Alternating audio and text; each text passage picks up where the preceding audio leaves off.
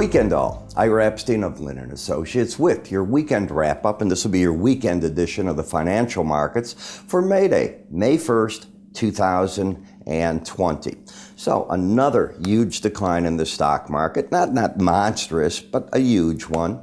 And back-to-back about 900 points out of the Dow. Quite a few points out of all these markets. What changed? You know, going in, we had one of the best months in April that the markets ever had in terms of a recovery rally.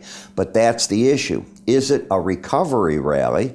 Was it the beginning of something else, or a bounce in an overall bear market? And I promise, if you go on financial TV, there's an analyst with each one of those opinions, because history, normally you don't just change from that break we had in March and you're suddenly back in a bullish environment. I'm not saying it can't happen. I'm saying what's normal. And of course, we're all living in what I call sci-fi territory. You know, I thought about it over dinner last night, and I was saying that, wow, think about it. This is a true science fiction movie. I mean, we have to wear masks to go outside. People don't go out. They don't congregate. Schools are closed. The streets are empty. We're just getting back to whatever the new norm is, and we've got to keep that in the back of our mind. What is the new norm? When I take a look at a monthly chart, if you just want a clean picture, you had a market that went from 32.31 to 25.69.75 last month. This is a monthly chart. You got back up towards the 18-week average, and now you're falling back. Now, to give me an idea that the market is more than this was just a bounce in this, a reaction, I need to get the market back over last month's high. Now that high was 29.65, so that gives you an idea of what I'd be looking for. Without it, I can argue that I've got on a pattern of lower highs and lower lows. When I go to the weekly chart, I figured I'd put in for you the Fibonacci numbers. And while the daily charts are a little more that they've advanced more than this, not on the weekly. So you've got to look at time frames to get an idea of where you're at. And you had this monster break.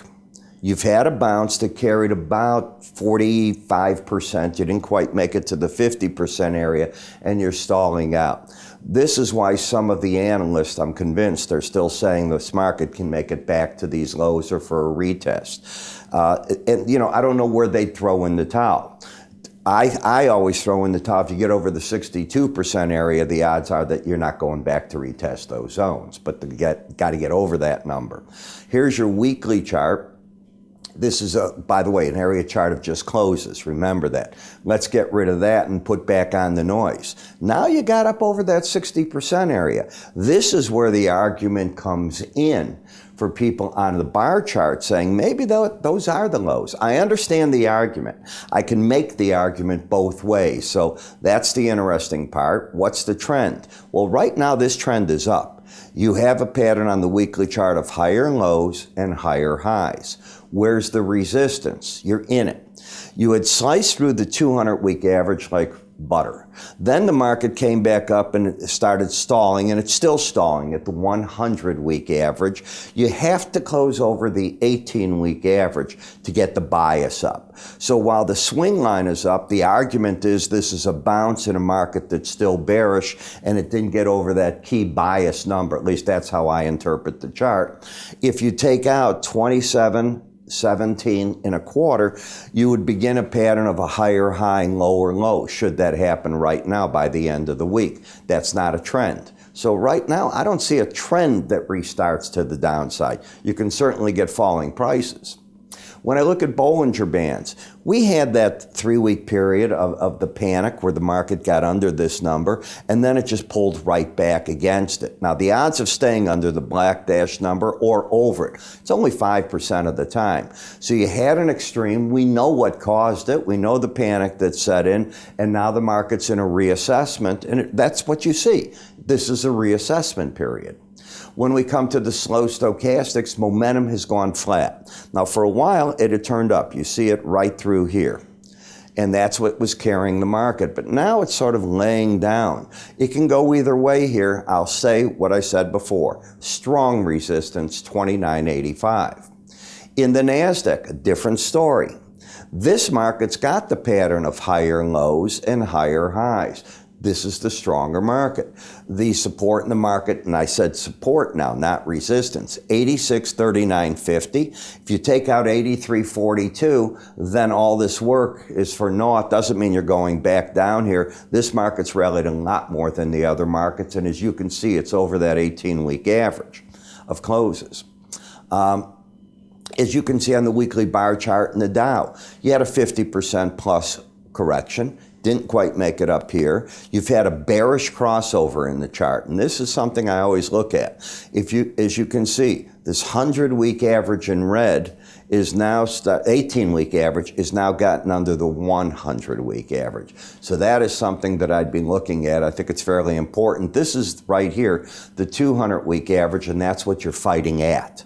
But now the shorter-term average gave a bearish crossover signal.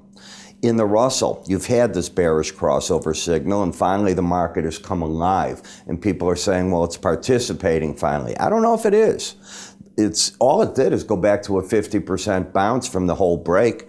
We'll see what it does. Here's the interesting thing. None of the stock indices can throw out on the weekly charts a new sell signal. That, I think, is important. In the VIX, you went down with this whole break finally, back to that line in the sand, and the market found some traction there. Now, the trend is still down. For those that watch my daily morning subscriber video, I've been pointing out something that I think we hit a new norm of sorts. One of the things that I teach is the first challenge on the VIX cash. When you hit a Bollinger Band to the upside or downside, especially the downside, has been that I think the pros write puts against that, and they look for the market to get back to the 18-week average of closes. It happened. Happened on the daily chart, actually, not the weekly. Let me correct that. The daily chart. First time it's hit that lower Bollinger Band since this whole thing began, as this market went up and then down. So very important. In the 10-year notes, the market's trend is still to the upside. Higher lows, higher highs. Admittedly, the market's run into this area where it's just not going anywhere. It's not going down, not going up. I see that. Momentum's still bullish, still very much in the bull camp as I see that. And it'll take a heck of a lot to make it bearish. You'd have to really get back under 134.16. Let's come here. Did we cover? Yeah, that was 10-year note. Dollar index. Now you've got a lower low, higher high, no trend. So the market had this vertical rise, digested that, and now it's fighting to keep bias up by staying over the 18-week average. I don't see a trend kicking in just yet here.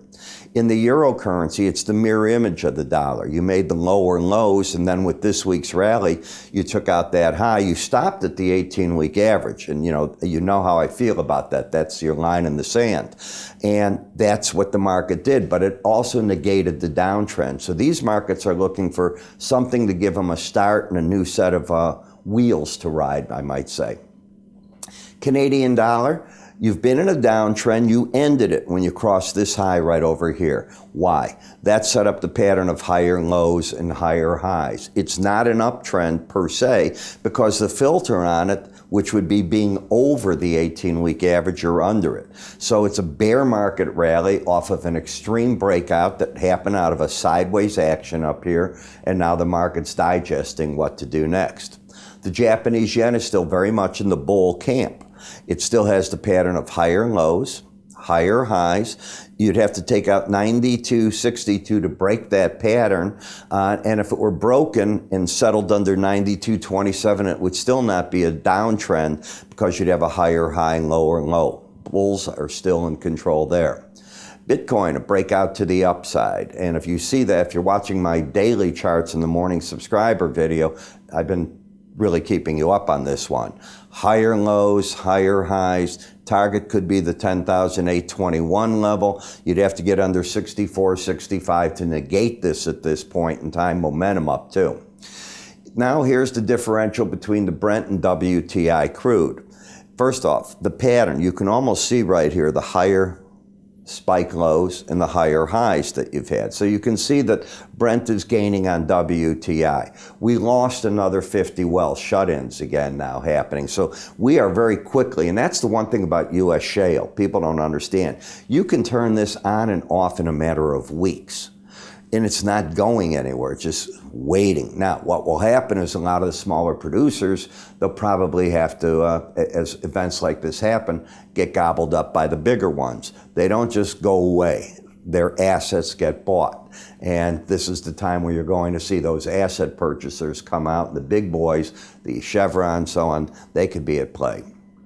In the Brent, you can see you're still very much in a downtrend. Momentum still staying in the bearish camp, and you're under the 18-week average. There's nothing here that's friendly.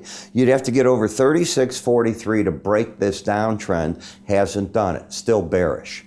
WTI crude got overdone. How do you talk about this 40.32 negative price? Will we see anything like that again? I don't know. There's a lot of talk that come delivery time on the WTI, who wants it now? There's fewer ships. Cost is greater. I realize we're opening up, but you don't have storage. And for the production that's still going on, it is a hot potato. I called it before this happened. I said it's going to be the last one to sit. Remember how we as kids, they'd line up a set of chairs and the music would go and you'd all scramble to sit? Well, somebody gets left standing, right? That was left standing. In the Rebob, well, Rebob's a little different here. Rebob's saying to me at least that, you know something, folks, this break, it ran its course. It's over. That doesn't mean it has to go up dramatically, but now you have a pattern, higher lows, higher highs. You came from $1.80 down to roughly 45 cents. Now you're back up to 78. Resistance is all the way back up at 117. We're in that new norm. There will be more cars on the road this summer. There will be more cars on the road this spring. And so we're going to get back into whatever the new norm of life is, and we'll see what that comes out to be. So you put it all together, you try to come up with a game plan, and that's my job. In the mornings, at about 5:40 in the morning, typically, I'm recording 40 charts. Now, I'm not in it. You won't get to see my beautiful face at that hour, but I do have my cup of coffee, and I'm sitting there and I'm reviewing with you what I'm seeing in the markets. I'm very specific, buy here, sell there. I cover the whole spectrum of the commodity complex. To find out about it, all you do is go to our website under the word research. For $7.95, I think you get your money's worth. And then after that, really get your money's worth. Now, what I've done recently is I'm altering some of my end of the day videos because I want to go back and very shortly start beginning with my subscribers live webinars. That's involved. I haven't done any special reports in a while. You don't pay for those. Those are involved in your subscription. What else is involved? Our handheld application. You can keep up with all the commodity markets, our news, the quotes. You can, if you have a trading account with us, you can trade right off of it. It works on Apple, Android. It's all part of this low cost. So where do you go for that? I'm Ira Epstein. You have a good weekend. I'll see you all Monday.